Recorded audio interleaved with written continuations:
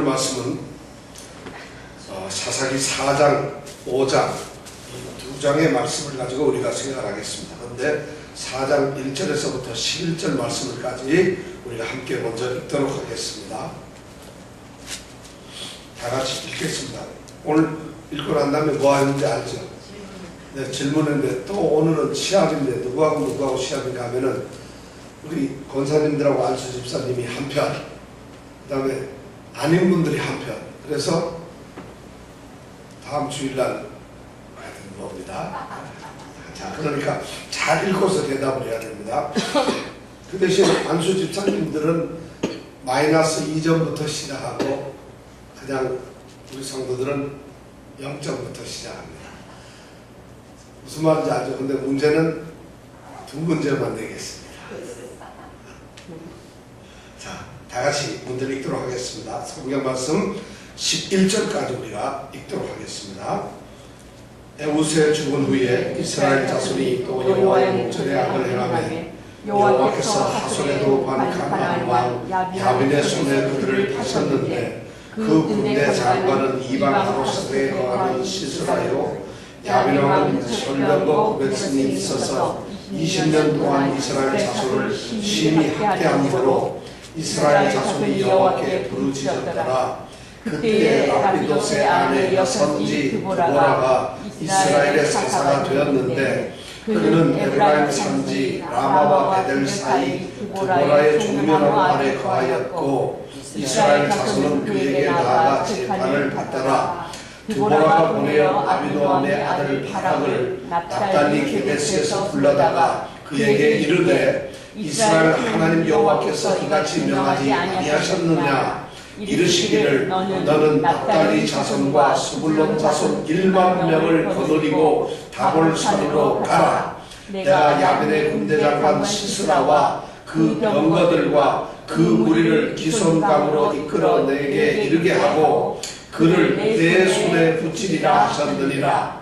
바락이 그에게 이르되 당신이 나와 함께 가면 내가 가려니와 당신이 나와 함께 가지 아니하면 나는 가지 않겠노라. 가로되 내가 반드시 너와 함께 가리라. 그러나 내가 이제 가는 일로는 영광을 얻지 못하리니 이는 여호와께서 시스라를 여인의 손에 파실 것임이니라 하고 드보라가 일어나 바락과 함께 게데스로 가니라. 바락이 스불론과 납달리를 게데스로 부르니 1만인이 그를 따라 올라가고 드보라도 그와 함께 올라가니라. 모세의 자기 호밥의 자손 중 겐 사람 에벨이 자기 족속을 따라 게데스에 가까운 사나님 상수리나무 곁에 이르러 장막을 쳤더라. 아멘. 야, 이거 문제부터 되는데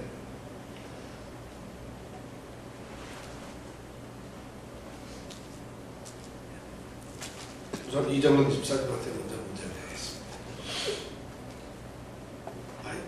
다 같이 읽겠다는데, 자, 오늘 읽은 말씀 중에서 4장 9절 말씀을 보면은 가로되 내가 반드시 너와 함께 가리라. 이거 누가 하는 말일까요? 드보라. 예, 드보라. 맞습니다.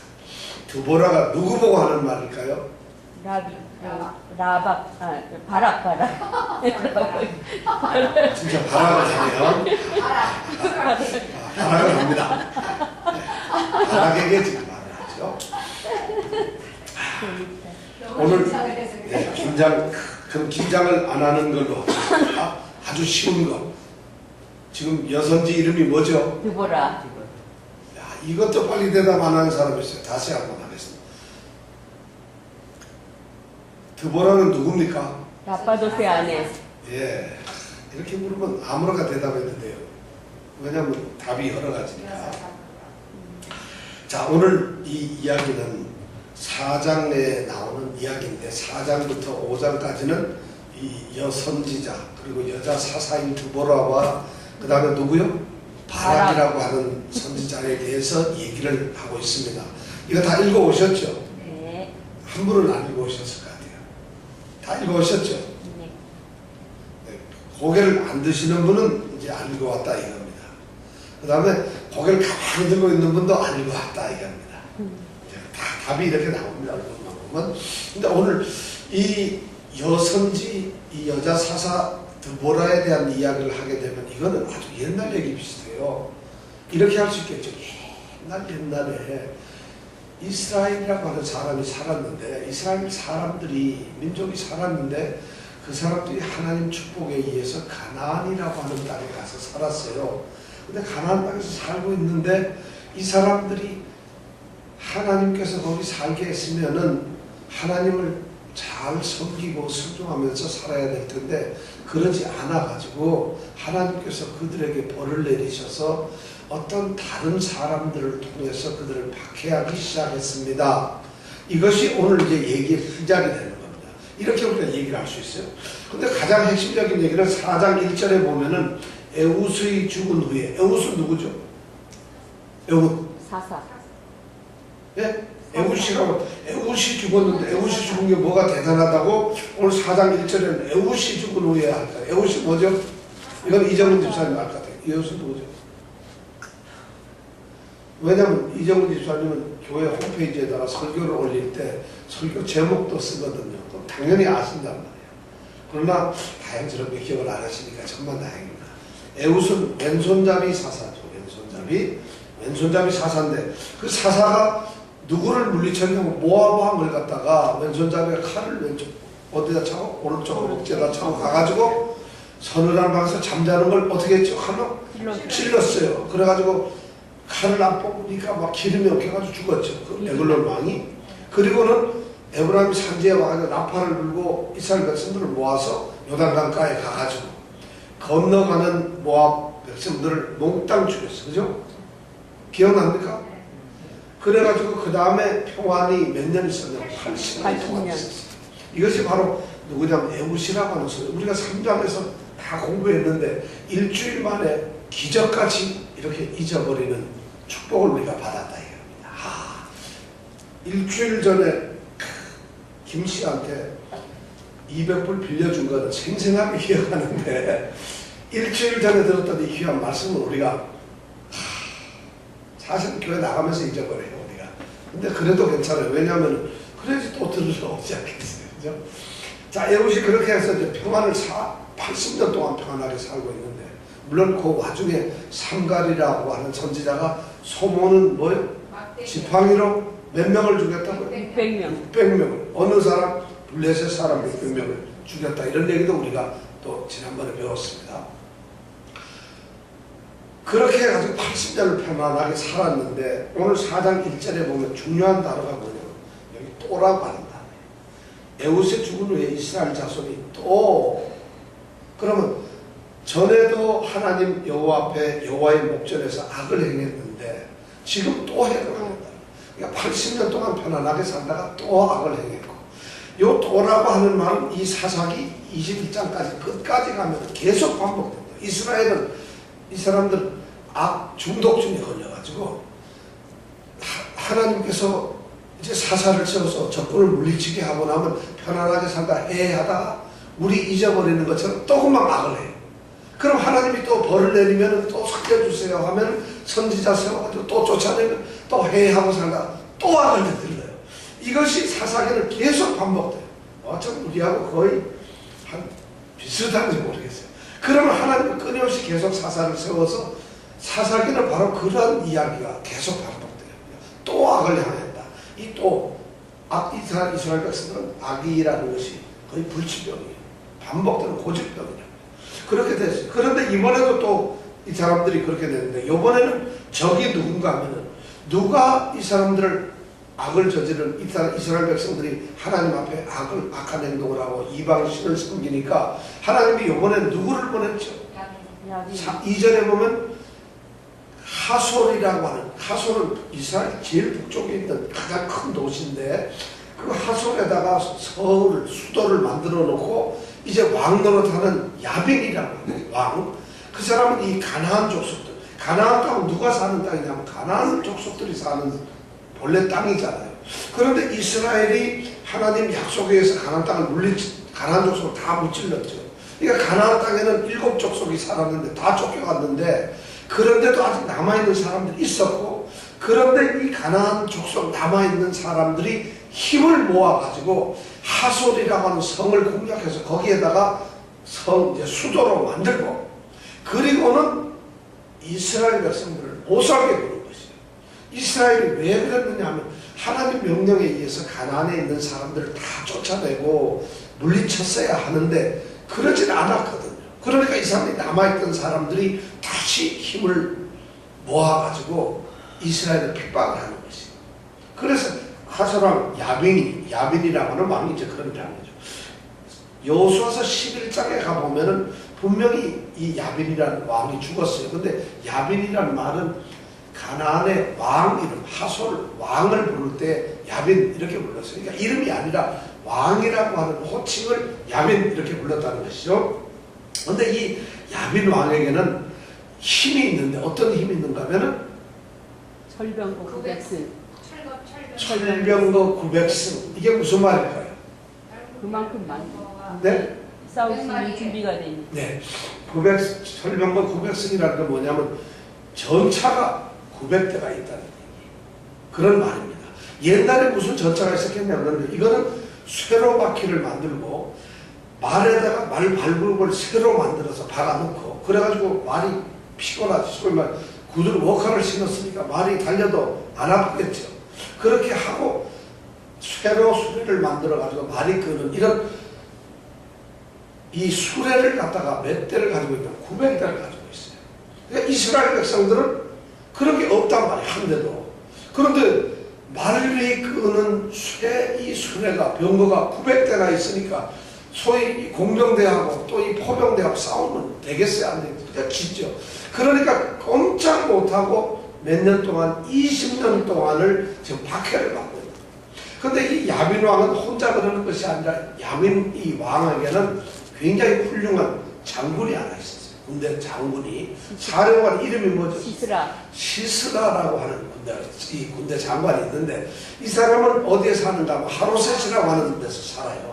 하로셋에서 이제 이 사령부를 갖다 주둔시켜 놓고 왕이 명령을 하면 딱 지키는 겁니다. 근데 실제로 오늘 말씀을 가만히 보면은 이 박해를 하고 이스라엘 백성들을 못 살게 구고 때리고 그리고 그 다음에 그들 걸 뺏고 이렇게 아주 못 살게 구는 건 야빈이 하는 것이 아니라 이 시스라가 하는 거예요, 사실은.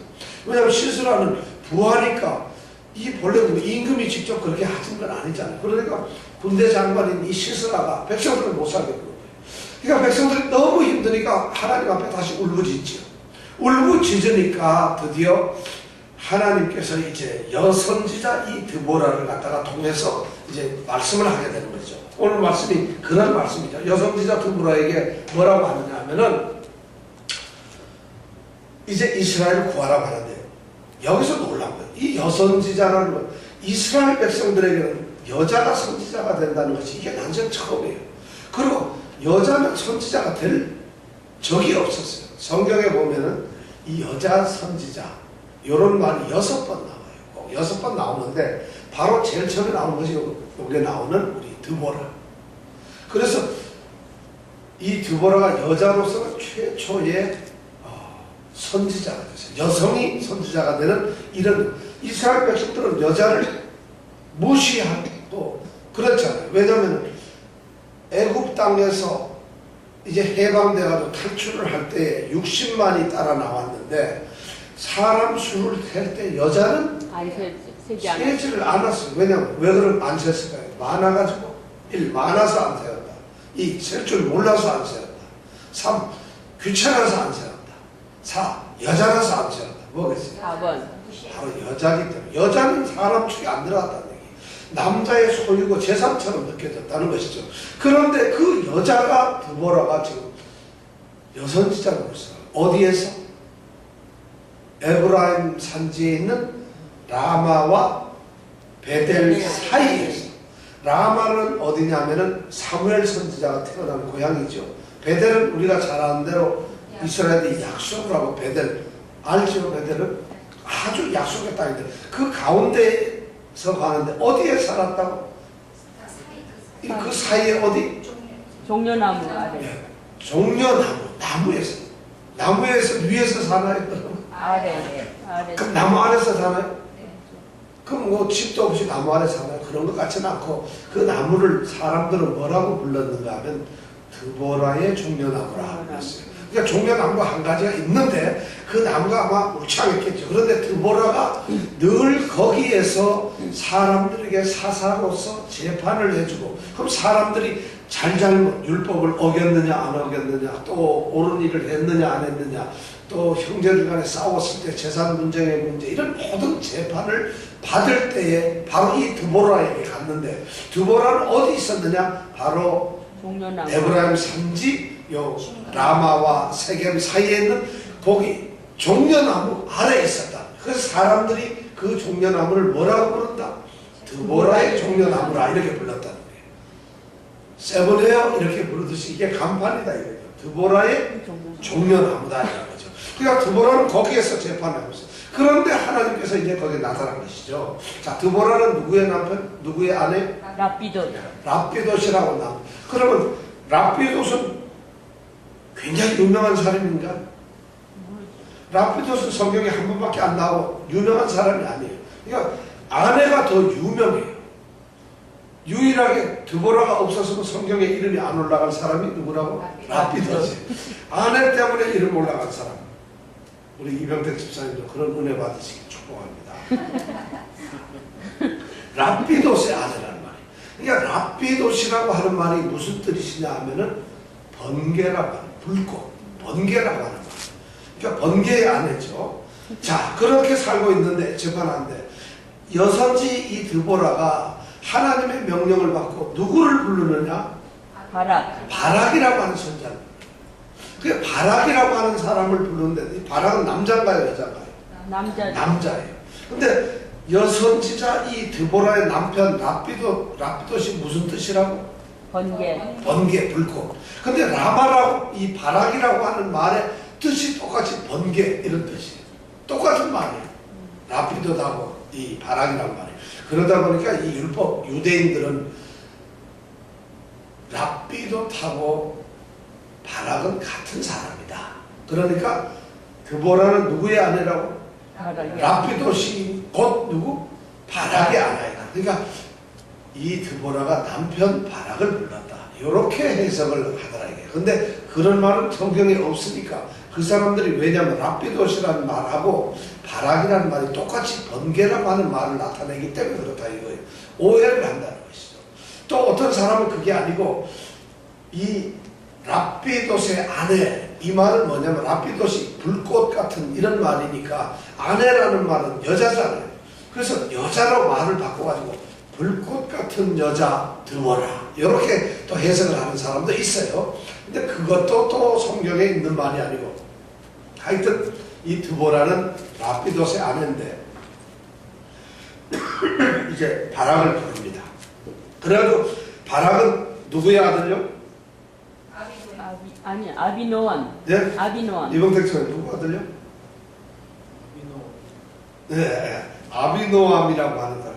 아비의 아들이 이거 이상하네. 아비노암의 아들의 이름이. 근데 바락이에요. 그 바락을 불렀는데 바락을 불러가지고 이제 이 하도 이 야빈 왕이 시스라 장관을 통해 가지고 철병거 900대 가지고 포옹 잡으면서 너무 압력을 해서 압박을 받은 지 20년 되니까 백성들이 죽겠다 하니까 드디어 하나님께서 여선지자 드보라를 통해서 바락을 부르는 거예요. 그럼 바락을 부르고는 이제 싸우라는 것이죠. 근데 싸우라는 얘기가 뭐냐면은 납달리 자손 그리고 또 스불론 자손 몇 명을? 10,000명을 불러가지고 소집을 해서 어디로 가라? 다볼산으로 가라. 이렇게 다볼산으로 가라. 그럼 싸움이 앞으로 어디서 벌어질까요? 다볼산. 어디요? 다볼산. 당연히 다볼산에서 벌어지겠죠. 근데 왜 납달리 자손하고 스불론 자손만 부르라 그랬을까요? 이스라엘은 12지파가 있는데 왜 이 2지파만 부르라 그랬을까요? 왜냐하면 이 야빈 왕이 시스라가 지금 있는 곳이 어딘가 하면은 바로 하솔이잖아요. 그리고 아까 하로셋이라고 하는데 주둔하고 있잖아요. 그쪽 지역이 어느 땅이냐면 바로 납달리 땅이에요. 거기가. 그리고 납달리 지경에 바로 옆에 있는 데가 바로 스불론이거든요. 지파의 땅이거든요. 그러니까 그 사람들이 지금 박해를 받고 있는 거예요. 남쪽 유다는 이제 그런 게 없어요. 그러니까 납달리 지파나 스불론 지파가 지금 박해를 받고 있다는 것이죠. 그래가지고 10,000명을 모아서 다볼산으로 가라 그랬어요. 근데 바락이 그 말을 듣고는 예 가겠습니다 그랬나요 안 그랬나요? 아니요. 그럼 뭐라고 그랬는가요? 자 그러면 뭐라고 그랬는가 8절에서 한번 바락이 대답을 하는 걸 들으면 같이 읽어볼까요? 시작. 바락이 그에게 이르되 당신이 나와 함께 가면 내가 가려니와 당신이 나와 함께 가지 아니하면 나는 가지 않겠노라. 예, 바락이 대답하는 게 어떻다고요? 드보라가 가야지만 같이 가겠다. 네가 가면 나도 가고 안 네가 안 간다. 가면 안 간다. 배짱이에요.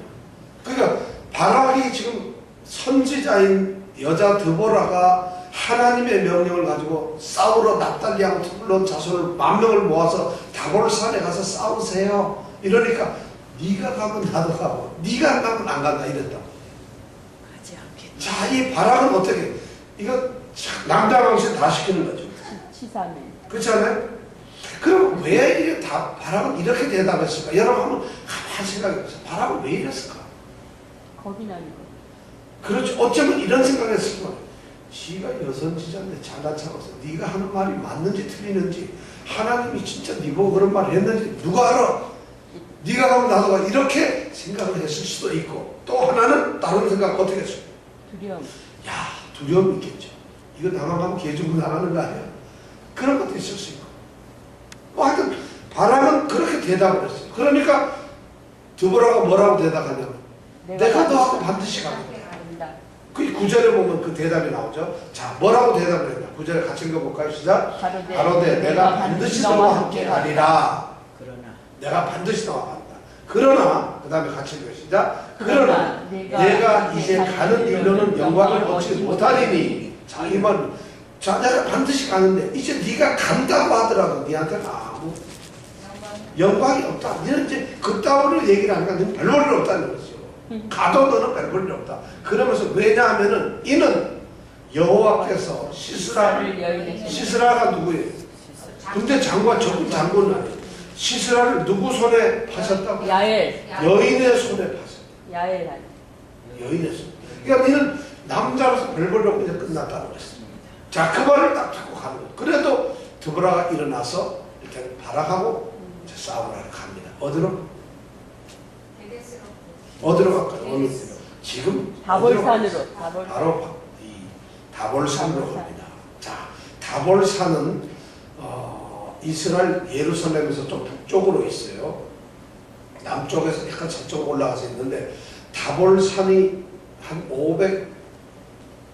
500m가 조금 넘는 그렇게 큰 산은 아니죠. 이스라엘은 산이 많은데 다볼산은 이스라엘 중부점에 있어요. 중간 정도에. 그리고 거기서 왼쪽으로 쭉 가서 바닷가로 가면 거기가 우리가 잘 아는 유명한 갈멜산이라고 해서 갈멜산에서 누가 생각나요? 엘리야가 저기 이 바알 선지자들 450인하고 그 다음에 그 아세라 선지자 400인하고 850명하고 싸워서 이기던 산이 바로 갈멜산이에요. 그래서 우리 기도원 웬만하면 갈멜산 기도원이라고 툭하면 이름을 잘 지어요. 왜냐하면 기도에 엘리야가 싸웠던 산이에요. 그 갈멜산 거기서 동쪽으로 똑바로 가면 지금 무슨 산이라고요? 다볼산이라고 했어요. 다볼산에 가서 지금 싸움을 붙는 거예요. 지금 이제 한개 가는 거예요. 이스라엘에 여러분 산이 몇 개나 있겠어요? 많죠. 산 이름 아는 거 한번 얘기해 보세요. 이스라엘에 있는 산. 자, 다볼산 아는 거. 네? 갈멜산, 금방 다볼 가멜산. 또 어느 산 이름 아는 거 한번 얘기해 보세요. 너무 많지. 시내산도 있고. 시내산은 이스라엘 아니고 시온산이 예루살렘에 있는 산을 시온산이라고 합니다. 자, 또 그리심산, 그리심산. 에발산, 말산. 그리고 우리가 지난주 갔을 때 헐몬산 이런 것이 다 가나안다는 것이 유명한 산. 이거는 다 여러분들이 대략 알고 있어요. 다 들어봤던. 시온산은 예루살렘 성이 있는 곳이죠. 시온산. 에발산, 그리심산은 세겜의 양쪽에 북쪽 남쪽에 있어가지고 축복의 산, 저주의 산이라고 그랬죠. 이미 여호수아에서 배웠잖아요. 마주보고 있는 산. 그 다음에 헐몬산은 지난주에 북쪽에서 가장 높은 산. 2800m, 백두산보다 더 높은 산. 늘 겨울에, 그래서 거기서부터 요단강이 흘러서 내려간다. 그 다음에 오늘 싸우는 이 다볼산, 그리고 또 갈멜산. 이렇게 우리가 이제 머릿속에 기억을 하고 지금 싸움을 하러 이번에는 전투가 다볼산에 가서 싸운다는 거죠. 그 다볼산으로 가라 해서 지금 갑니다. 전부 다 갔어요. 자, 다볼산을 이제 가가지고 올라갔어. 그래가지고 10절에 보면은 바락이 스불론과 납달리를 게데스로 불러가지고 1만인이 그를 따라 올라가고 드보라도 그와 함께 어디로 올라갔다고요? 다볼산에 올라갔어요. 다볼산에 올라갔는데, 자, 올라갔으면 싸움을 했다 하는데 갑자기 11절에 보면은 같이 한번 읽어볼까요? 시작. 모세의 장인 호밥의 자손 중 겐사람 헤벨이 자기 족속을 따라 게데스에 가까운 산 이상 상수리 나무 곁에 이르러 장막을 쳤더라. 이거 느닷없이 갑자기 다볼산 얘기하다가 전쟁 얘기하다가 왜 모세 장인 얘기를 했을까? 이제 이것이 이상해요. 모세 장인 이름이 뭐라고요? 모세 장인? 이드로. 호밥이죠. 호밥. 모세의 장인 호밥. 호밥의 자손 중에 겐사람인 헤벨이라고 하는 사람이 있는데 이 헤벨이라는 사람이 지금 거기서 살고 있다는 거예요. 어디냐면 그 게데스에 가까운 땅인 사나님 상수리 나무. 주로 이 사람들은 나무 밑에 사는 걸 좋아하는 것 같아요. 오늘 상수리 나무 밑에 살고 있다는 거예요. 이 얘기를 왜 느닷없이 했냐? 본래 이 겐족속들은 어디 사는 사람이냐면 여호수아서 1장 여호수아서 보면은 이 사람들은 우리 여기 여호수아까지 가서 사사기 1장 16절 한번 볼까요? 1장 16절에 보면은 모세의 장인은 겐사람이라 그 자손이 유다 자손과 함께 종려나무 성읍. 요거는 종려나무 성읍이 어디죠?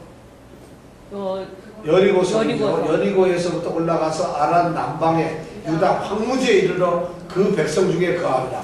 남쪽에서 살고 있는데 지금 여기 게데스라고 하는 데는 북쪽이에요.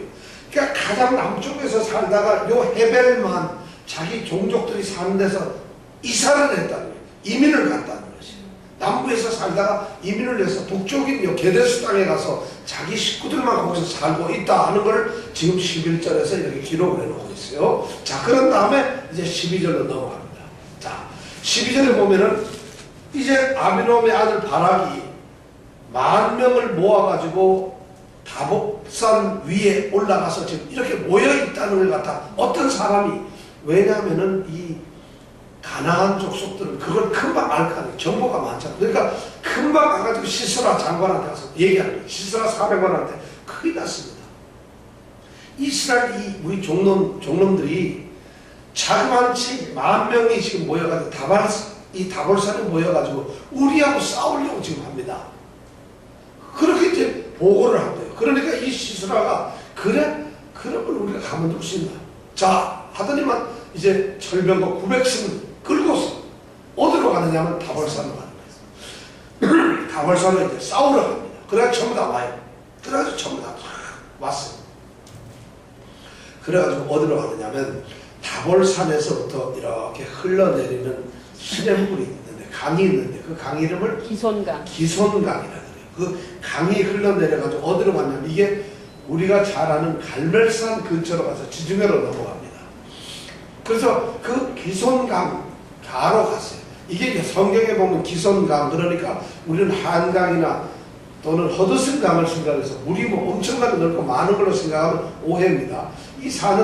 이 강은 평상시에 바짝 말라있는 산이에요. 비가 올 때만 조금 졌다가 얘를 폭풍이 막 치고 홍수가 날 때 약간 강이 범람하고 그 외에는 1년 12달 어떻게 바짝 말라있는 그냥 건조한 땅이에요. 그런데도 왜 그걸 강이라고 하냐, 그걸 이스라엘 말로 와디라고 그러는데 왜 그걸 강이라 하냐면 홍수가 나면 그래도 물이 흐르니까, 그래서 강이라고 해요. 그럼 지금은 홍수철이 아니니까 이 사람들이 거기에 평지가 되고 평평하고 강이니까 거기에 산 꼭대기에는 이 철병거가 올라갈 수가 없잖아요. 수레가 산 꼭대기로 어떻게 올라가겠어요? 그러니까 할 수 없이 평진 강에다가 쫙 세워놓고 지금 싸우려는 거예요. 자, 이것이 이제 싸움의 전투. 드디어 이 싸우는 이스라엘 군사 납달리 이 스불론 자손은 어디에 있고요? 지금은 다볼 산 위에 있고, 그 다음에 가나안 족속의 이 철병거 900승하고 이 군대들은 어디에 있죠? 기손강. 그 아래쪽 기손 강가에 있고, 마른 강이지만 그 평지에서 지금 다 수레를 900승 세워놓고 막 그냥 여기는 수가 더 많아요. 이 사람이 딱 위에서 이제 다볼산의 상위에 있는 이 만명하고 싸우기를 지금 기다려요. 이 전쟁 모습은 그렇다는 것이. 그것이 전쟁의 모습인데, 거기 13절에 본 거죠. 시스라가 모든 병과 및 질병과 구백성과 함께 기손강으로 다 모았다는 것이에요. 기손. 자, 그렇게 모였는데 14절에 보니까 드보라가 이제 바락에게 명령했어요. 여호와께서 시스라를 내 손에 붙이신 날이 오늘이다. 자, 이 말은 뭐냐면 이제 싸워 이길 것이다. 싸워라 이러면서 뭐라고 얘기하냐면 여호와께서 너의 앞서 행하신다.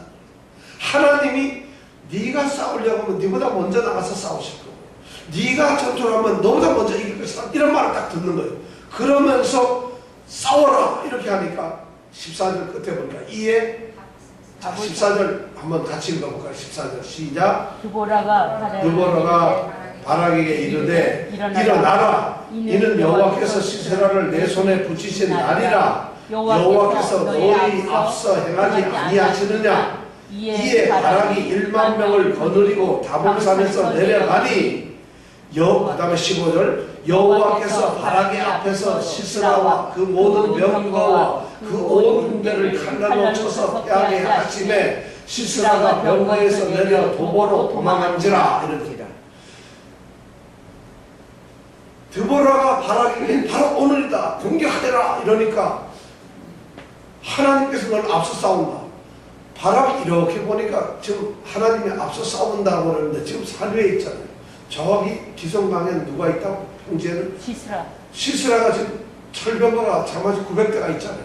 그럼 지금 공격하라니까 공격하면 내려가죠. 그런데 15절에 보니까 하나님께서 이 바로 바락의 군대보다 앞서가지고 그들을 칼날로 쳤다고 그랬어요. 자, 그럼 바락은 지금 뭘 보고 있을까요? 하나님이 칼날로 누구를?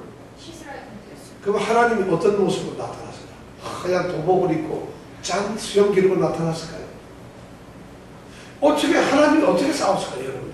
궁금하지 않으세요? 성경을 읽으면 그걸 우리가 잘 알아요. 여기 보면 그 온 군대를 여호와께서 바락 앞에서, 15절에 보면 여호와께서 바락 앞에서, 이 말은 바락이 눈을 딱 보고 있는데 그 앞에서 누가 싸운다고 칼날로? 여호와가 싸워요. 세상에 하나님 칼로 싸우는 거 본 사람 있어요, 혹시? 그럼 이걸 어떻게 해석되겠어요? 하나님이 싸우는 걸 바로 이 세상에서 하나님이 칼날로 싸우는 것을 본 사람, 그럼 누구겠어요? 바락. 근데 바락은 어떻게 볼 수 있을까? 하나님은 뭐예요? 사람이 아니에요. 영인데 영이 보이지 않는데 어떻게 칼날로 싸우는 거 어떻게 알겠어요? 그럼 성경이 뻥치고 있나? 가짜로 자기네끼리 막 싸워. 근데 여호와께서 싸우시고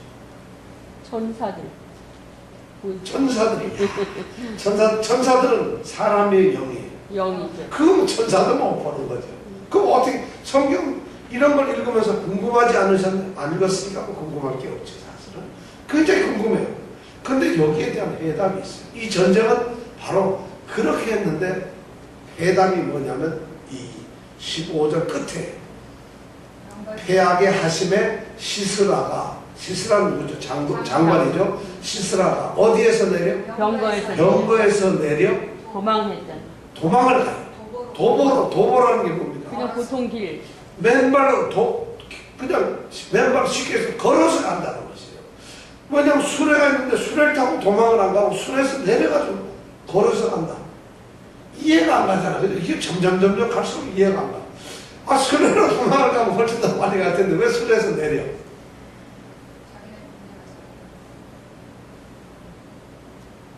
야, 여기에 해답을 바로 우리는 5장에서 찾을 수가 있어요. 자, 5장을 한번 보세요. 5장 21절. 왜 그러겠다. 5장 20절서부터 5장 20절, 21절 같이 읽어보겠습니다. 5장 20, 21 시작. 별들이 하늘에서부터 싸우되 그 다니는 길에서 시스라와 싸웠도다. 기손강은 그 무리를 표류시켰으니 이 기손강은 옛 강이라. 내 영혼아 내가 힘있는 자를 밟았도다. 그 다음에 그때 군마가 빨리 달리니 발굽 소리는 땅을 울리도다. 자, 여기에서 해답이 뭐냐면 바로 21절에 나오는 거예요. 기손강은 그 무리를 교리시켜. 표류시켰다는 거예요. 지금 이 사람들이 무슨 내용이냐면 이 드보라가 지금 이 전쟁을 딱 명령을 하는 그때가 뭐냐면 홍수 때예요. 홍수 때에 바로 이 산 위에 모인 거예요. 그러니까 약간 구름이 끼고 이런 거를 하니까 시스라는 비가 올 거라고는 생각도 안 하니까 기손강 옆에다가 평야에다가 지금 병거를 900대를 세워놓고 기다리는 거예요. 그런데 드보라가 보니까 하늘에 구름들이 막 몰리기 시작하면서 이제 무진장 소나기가 쏟아질 것 같거든요. 그러는 순간에 공격하라 이러니까 바람이 공격을 하려고 하는 짱 순간에 뭐가 왔다고? 바람이 불면서 소나기가 쏟아지는 거예요. 근데 이 기손강이라고 하는 강의 이 기손이라고 하는 말 뜻이 뭐냐면 급류라고 하는 거예요. 갑자기 흐르는 이런 강인데 소나기가 내리니까 급류가 갑자기 막 흘러내리면서 물이 막 들어가는 거예요. 그러면 이 수레는 어떻게 돼요? 사람은 괜찮지만 수레는 쇠바퀴니까 물이 흐르면 진흙탕이 되면 박혀가지고 빠지니까. 움직일 수가 없어요. 그렇잖아요. 그죠? 그 움직이질 못하니까 이 사람들이 도망을 가려면 수레를 끌고 갈 수가 있나요? 못 가지. 그러면 어떻게 해야 돼요? 도보로. 내려가지고 도보로. 걸어서 도망갈 수밖에 없잖아요. 그러니까 수레가 지금 강이 홍수가 나서 질퍽질퍽해지니까 꼼짝을 못하는 거예요.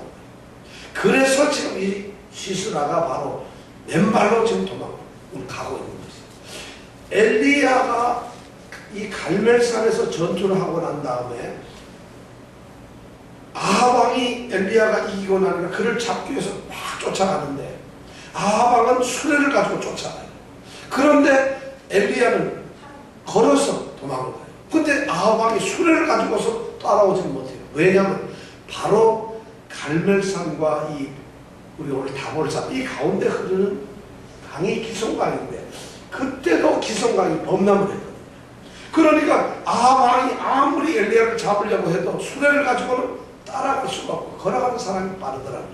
바로 지금 바락이 그런 전쟁을 바락의 눈앞에서 하나님이 싸우는 건 하나님께서 모든 천지 만물을 이용하시는 분이니까 그 순간 홍수를 내리고 기손강이 범람해서 완전 거기가 강이 넘쳐나니까 수레들이 전부 다 강에 묻혀버려요. 그러니까 자연스럽게 이 사람은 수레를 믿던 사람은 수레가 빠지면 꽝이에요. 꽝. 싸울 수가 없잖아요. 그러니까 이스라엘 백성들 10,000명이 공격하니까 신바람 나야 안 나요? 이 사람들은 수레가 없는 게 수레 없기 천만다행이다. 얼마나 잘해. 그러니까 수레 없이 병거가 없이 그냥 공격을 해서 이 사람들이 주둔하고 있던 그 땅 바로 하로셋으로 도망가니까 4장 16절에 보니까 이 하로셋으로 전부 도망. 왜냐면 거기가 주둔지였으니까. 그래서 쫓아갔는데 하로셋까지 쫓아갔어요. 이스라엘인데 다 쫓아가서 거기서 이제 어떻게 되나 봤더니 시스라가 없어요. 장군이 거기 이 장관이 없다는 거예요. 그래서 봤더니 17절부터 그럼 이 맨발로 도망간 이 장군은 어디로 갔을까? 17절부터 마지막 절까지가 이제 그 내용입니다. 시스라가 도망을 갔는데 어디로 갔느냐 하면 바로 아까 11절에서 말한 모세의 자민 호밥의 자손인 이 헤벨의 아내인 야이라고 하는 사람의 텐트로 도망을 갔다. 그리로 도망을 갔다는 것이죠. 근데 그러면 이 헤벨이 살고 있는 도시가 바로 게데스라고 하는 곳인데 게데스가 바로 요 기손강 근처에 있거든요. 그러니까 거기에서 도망을 가다가 글로 도망을 갔어요. 왜 글로 도망갔느냐? 17절에 보니까 이 하벨 집하고 그 다음에 이 하솔왕 야빈하고는 굉장히 가까워요. 이 헤벨이라는 말의 단어의 뜻은 친구라고 하는 뜻인데 이 헤벨은 그 사람들하고 가까이 아주 사이좋게 지내는 사람이거든요. 그러니까 당연히 시스라는 우리 왕하고 친구인 헤벨의 집으로 도망간 것이 너무 당연하죠. 그래서 거기서 숨으려고 들어간 것이에요. 그럼 이 헤벨 그 아내 야일이라고 하는 이 여자는 시스라 장관을 알았을까 몰랐을까? 알았겠죠. 왜냐하면 우리 왕이 가깝게 지내는 그 헤벨의 아내니까 시스라도 몇 번 가서 밥도 먹고 뭐 그렇지 않았겠어요. 그래서 서로 아는 사이니까 얼굴을 알아보니까 아이고 어서 오세요. 어떻게 맨발로 오시냐고 환영을 했다는 것이죠. 들어갔다는 것이죠. 그래서 거기 들어가서 숨어요. 성경에 저는 여기서 놀라운 게 11절에 보면 모세의 장인 호밥의 자손 중 겐사람 헤벨이 자기 족속을 떠나서 바로 거기 가서 살고 있거든요. 하나님께서는 이미 이런 일을 예비를 해가지고 저 남쪽에 있는 모세 이 겐사람 중에서 굳이 헤벨만 뽑아가지고 바로 여기서 살도록 해라, 북쪽에서 살도록 했다는 거죠. 이것이 하나님이 참 우리가 생각할 때 알지 못하는 하나님이 하시는 일이라는 거예요. 그 사람들이 왜 거기가 살겠어요? 근데 이 헤벨 이 사람, 이 겐 사람들은 뭐를 잘했느냐 하면은 이방택 13서 전기를 잘 고치는 이런 게 아니라 이 사람들은 금속 있잖아요. 쇠를 만드는 사람, 그리고 쇠를 잘 고치는 대장간 노릇하는 이런 사람들이에요. 그런데 그러면은 대장간 노릇하는 사람은 뭘로 먹고 사느냐 그 당시에? 이 철병거 900씩을 고쳐주는 사람들이에요. 철병거 말발굽도 한번 이렇게 때려가지고 좀 만들어도 주기도 하고, 철병거 수레 옆에 큰날 날카로운 거 그런 것도 만들어주고, 또 철병거가 바퀴가 부서지면 그거 고쳐주고 그런 일을 하기 때문에 이 헤벨은 당연히 야빈 왕하고 친할 수밖에 없지. 그건 배신자 아니야. 이스라엘 백성들이 자기를 위해서 자기 조상도 거기서 살도록 했는데 이 사람이 오히려 접근하고 이렇게 가까이 지내면 배신자 아닌가? 놀라운 일이 벌어졌는데 뭐냐면 야일이 시스라를 환영합니다. 그러니까 시스라가 지금 걸어가지고 와서 지친 몸으로 들어갑니다. 그러니까 주인님 어서 오세요 하고 들어가요. 그리고 이불을 착 덮어줍니다. 너무 피곤하죠. 그러니까 이 시스라가 이복의 부인, 나 미안하지만 물 한 잔만 줄게 이러는 거예요. 그러니까 그러면 입시오 하고 나서는 우유를 드린 거예요. 우유도 그것도 보면 여기 5장에 보면은 약간 뻗어가 된 듯한 요새 말하면 요구르트 같은 거예요. 그런 걸 탁 주는 거니까 마시고, 그러니까 갈증이 탁 하고 나서 너무 기분 좋잖아요. 도망왔는데. 그리고 이건 우리 편이니까 이제는 시스라가 나는 살았다 이런 생각을 합니다. 그러면서 또 이 야일 부인에게 부인, 당신이 텐트 입구에서 이렇게 지키다가 혹시 사람이 와서 뭘 찾거든 없다는 거 알죠? 다 없다고 그러면 제발 그런 얘기해달라. 이렇게 하고는 이제 거들어. 그러니까 염려 마세요. 장군님 하고는 입을 착 덮어주고는 이제 그러니까 이 시스라 장군은 입을 뒤집어 쓴 데서 걸어오느라고 허벌 달려왔죠. 뜨뜻하게 요구르트 한잔 먹고 입을 하니까 잠이 참 피곤하니까 자는 거예요. 그러니까 이 야일, 저 헤벨의 부인, 이 여자 아내인 이 야일이 여기서 문제가 생겨요. 야일이 갑자기 텐트를 세우는 그 말뚝을 하나 가지고 말뚝 빼줘요. 그리고 말뚝을 막는 망치를 가지고, 그리고는 누구한테는 가냐면 잠자서 골아 떨어지고 있는 시스라한테 가는 거예요. 그리고는 어디를 쳤다고? 관자놀이. 오늘 여기 보면은 어디로? 살적. 22절에 보면은, 자 22절을 같이 읽어보겠습니다. 시작. 바라기 이스라엘을 따를 때 야엘이 나가서 그를 맞아가되 오라 내가 너희 찾는 사람을 내게 보이리라. 바락이 그에게 들어가 보니 시스라가 죽어 누웠고 말뚝은 그 살적에 박혔더라. 바로 이 야엘이 말뚝하고 망치를 들고 와가지고 방망이를 들고 와서 살적, 이 관자놀이를 살적이라고 해요. 거기에다 대고 박아버린 거예요. 그러니까 이 시스라가 잭소리 못하고 죽어버려요. 이 야일이라는 여자가 그런 일을 저도 배신을 때렸다는 거지, 쉽게 얘기하면. 그러면 이 야일이 무슨 힘이 그래 세가지고 이 말뚝 가지고 칠 수가 있었을까요? 여자가 그래도 좀 뭐 대장간 주인마님인데 돈 좀 벌고 그랬으면 편안하게 화장만 하고 영화 보러 다니고 어디 쇼핑만 다닐 텐데 어떻게 이 여자가 말뚝을 들고 방망이로 이렇게 남자 그것도 장군의 여기를 때려가지고 빨리 때려서 그걸 박을 수 있겠어요? 가능할까요? 자고 있으니까 피곤하니 기절하였을 이스라엘 백성들의 이 옛날 이 역사를 연구하신 신학자들 얘기 들어보면은 이스라엘 백성들 중에서 특히 이 겐족속들, 이 사람들은 텐트 친, 여기서 보면 장막을 쳤다는 거, 텐트를 쳤다는 얘기거든요. 그럼 텐트를 쳤다는 얘기는 뭐예요? 어떻게 사는 거? 유목민이죠. 유목민인데 이 사람들은 여기 살다가 일로 옮기고 할 때마다 텐트를 쳐야 되는데 텐트 치는 일을 누가 했느냐면 여자들이 했어요. 남자가 아니에요. 남자는 뭐예요 그럼? 텐트 쳐놓으면 들어가 자는 거죠. 그럼 여자는 뭐 한다고? 텐트를 쳐요. 남자들은 유목민이니까 낙타나 양들을 키우는 사람들 이렇게 하고, 여자는 살 집을 만드는 거예요. 그러니까 이 여자는 힘이 있으니까 그런 걸 잘하죠. 그러니까 누구보다도 이 말뚝이나 이걸 잘 쓰는 거예요. 그래 주변. 그래가지고 이 전쟁은 끝나는 거지. 왕이 죽으니까, 장군이 죽으니까 꼼짝 못하죠. 그래서 바락이 못 오셨다. 이것을 승리를 했다는 거죠. 이것이 바로 오늘 나오는 이야기라는 것이죠. 이것이 여선지자 드보라하고 누구? 야엘. 바락의 얘기. 바락. 그럼 자, 여기에서 이스라엘의 적군은 야빈, 가나안 왕 야빈이 적군이죠. 그 다음에 그 장본인 누구? 시스라가 적군이죠. 더 적군은 누구냐면 가나안 사람들이에요. 이 가나안 사람들은 이 땅이 누구 땅이에요? 원래가 자기네 땅이잖아요. 근데 어느 날 갑자기 이스라엘 사람들이 와가지고 이건 하나님이 우리 땅으로 준 거니까 물러나라고 자기네를 다 죽였어요. 그러니까 가나안 사람들 입장에는 억울하게 땅이 뺏기는 상태 아니에요.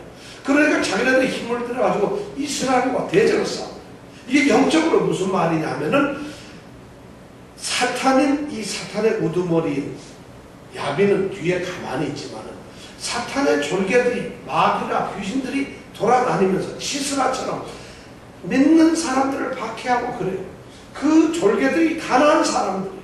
이 가나안 땅이라고 하는 것은 어떤 땅이냐면 어떻게 보면 이스라엘 사람들에게 축복의 땅이지만 어떻게 보면 이스라엘 사람들에게 고통을 주는 땅이에요.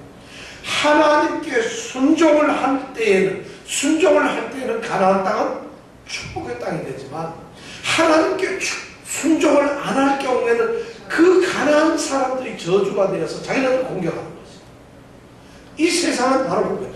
이 세상의 모든 것들이 우리가 하나님을 순종하고 하나님을 잘 믿을 때 우리는 그것을 이겨내고 그것을 활용할 수 있지만 우리가 하나님께서 뭘 들어도 하나님께 불순종을 하면은 이 세상은 우리에게 너무 힘들어진다는 거죠.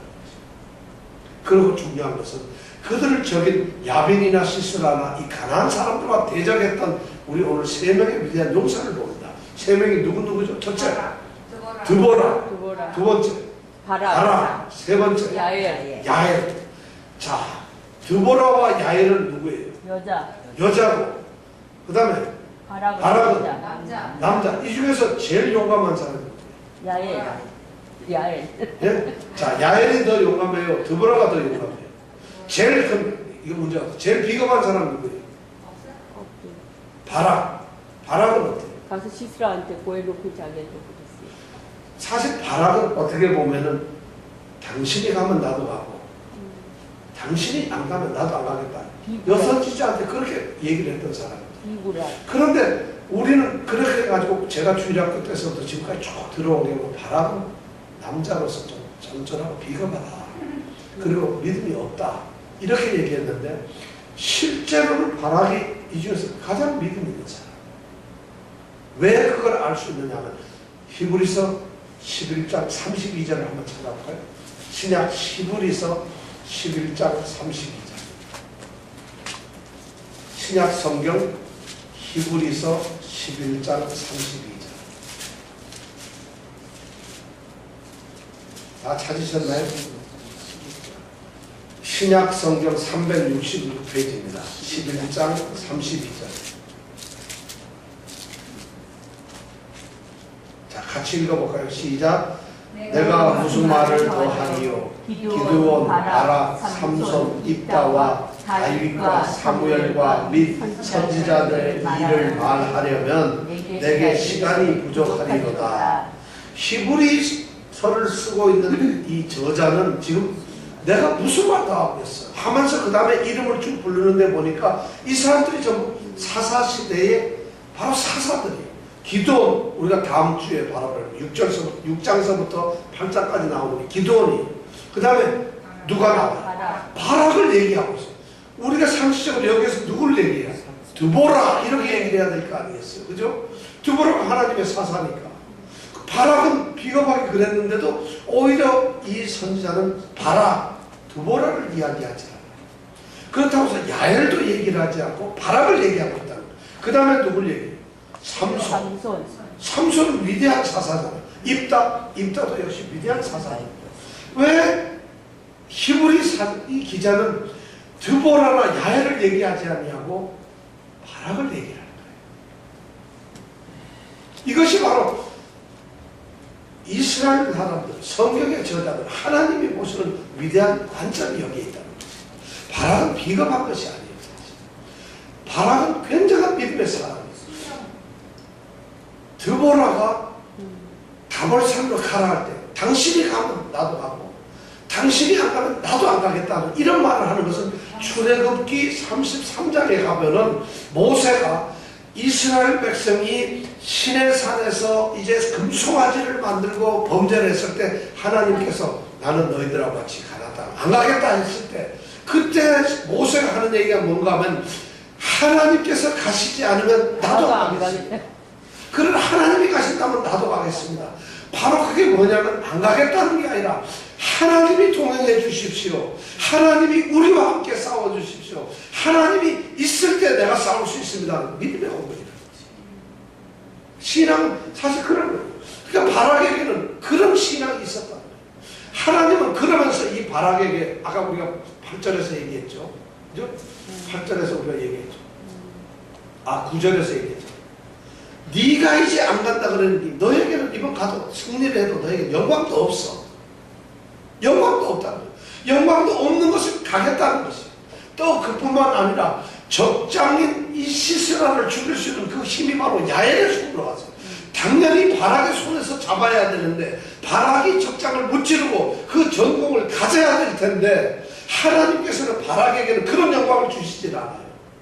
그리고 바락에게는 이 전쟁의 승리조차도 이것은 네가 싸워서 이긴 것이 아니라고.